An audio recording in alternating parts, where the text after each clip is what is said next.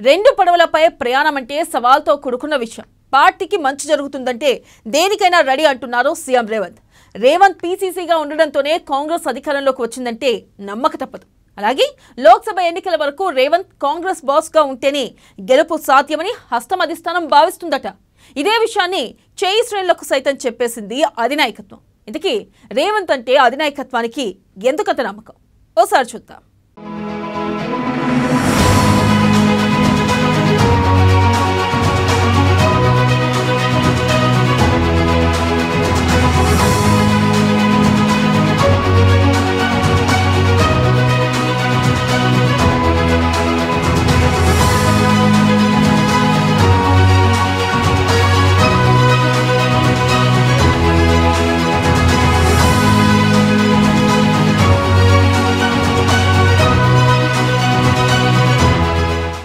రేవంత్ రెడ్డి సారథ్యంలోనే లోక్సభ ఎన్నికలకు కాంగ్రెస్.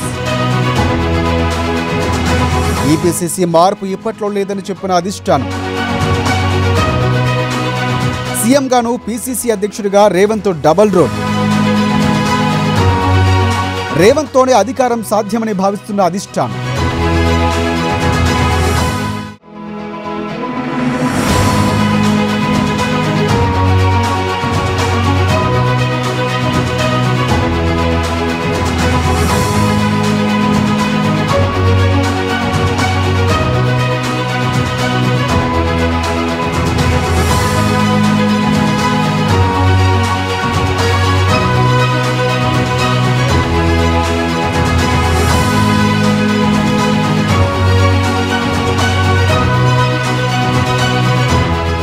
పీసీసీ చీఫ్గా రేవంత్ రెడ్డి సారథ్యంలో అసెంబ్లీ ఎన్నికల్లో విజయం దక్కించుకున్న కాంగ్రెస్ పార్టీ ఆ సెంటిమెంట్ని లోక్సభ ఎన్నికల వరకు కంటిన్యూ చేస్తోంది. ఓవైపు ముఖ్యమంత్రిగా ఉంటూ మరోవైపు తెలంగాణ కాంగ్రెస్ వ్యవహారాలు చూస్తున్న రేవంత్ రెడ్డి లోక్సభ ఎన్నికల వరకు పార్టీ చీఫ్గానే వ్యవహరించనున్నారు. రేవంత్ రెడ్డి సీఎం అయ్యాక పీసీసీ మార్పుపై ఊహాగానాలు వినిపించినా చాలామంది తమకు తామే పోటీదారులుగా ప్రకటించుకున్నా అధిష్టానం మాత్రం రిస్క్ తీసుకోవట్లేదు. రేవంత్ని ముందు పెట్టి తెలంగాణలో లోక్సభ ఎన్నికలకు ఎదుర్కోవడానికి సిద్ధమైంది పార్టీ.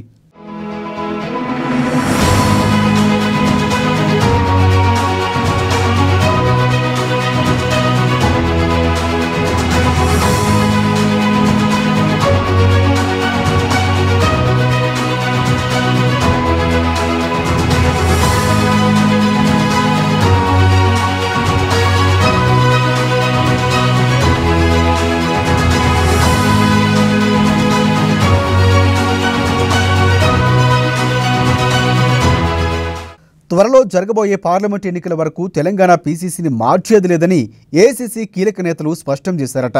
రేవంత్ రెడ్డి ఇప్పుడు ముఖ్యమంత్రిగాను పీసీసీ అధ్యక్షుడిగా డబుల్ యాక్షన్ చేస్తున్నారు.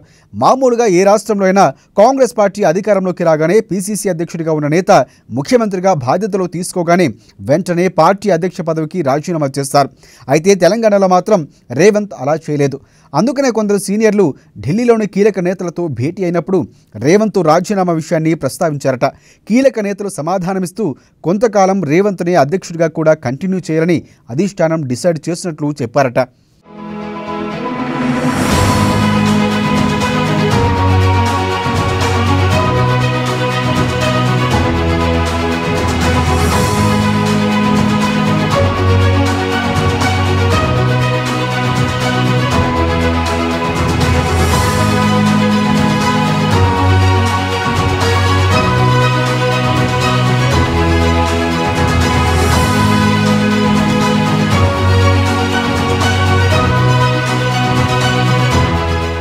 ఇక రేవంత్ ప్లేస్లో ఇంకెవరున్నా పార్టీకి ఊపొచ్చేది కాదని, అధికారంలోకి వచ్చేది కాదన్న గట్టి నమ్మకం కాంగ్రెస్ పార్టీ అధిష్టానంలో బలంగా నాటుకుపోయిందట.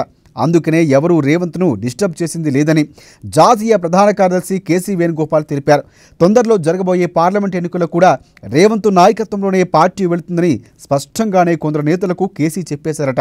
పార్లమెంట్ ఎన్నికల్లోపు పార్టీ ప్రభుత్వాన్ని రేవంతే బ్యాలెన్స్ చేస్తున్నారని కూడా అర్థమవుతుంది. ఇప్పుడు కనుక పీసీసీ అధ్యక్షుడిగా కొత్త నేతలు నియమిస్తే అందులో నిలదొక్కునేందుకు సమయం పడుతుంది. మొన్నటి అసెంబ్లీ ఎన్నికల్లో టిక్కెట్ల కేటాయింపు విషయంలో రేవంత్ జాగ్రత్తగానే వ్యవహరించారని సమాచారం ఉంది.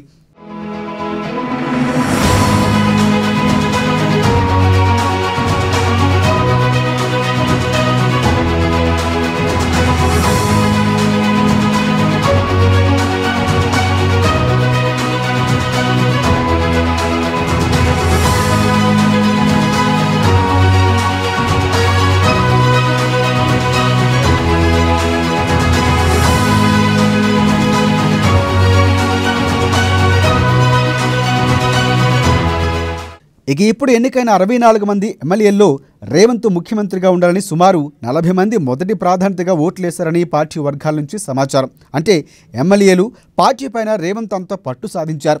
కొత్త పీసీసీ అధ్యక్షుడిని నియమిస్తే కొత్త అధ్యక్షుడు ఒక జాబితా ఇచ్చి రేవంత్ మరొకరిని ప్రతిపాదించినా గొడవలు అవుతాయని అధిష్టానం ఆలోచించిందట. అందుకనే పార్లమెంట్ ఎన్నికలు అయ్యేంత వరకు రేవంత్నే పార్టీ అధ్యక్షుడిగా కంటిన్యూ చేస్తే ఎలాంటి సమస్యలు ఉండవనే భావనలో ఉందట. కాబట్టి నేతలు ఎవరు కూడా రేవంత్ను డిస్టర్బ్ చేయవద్దని స్పష్టంగా చెప్పేసిందట.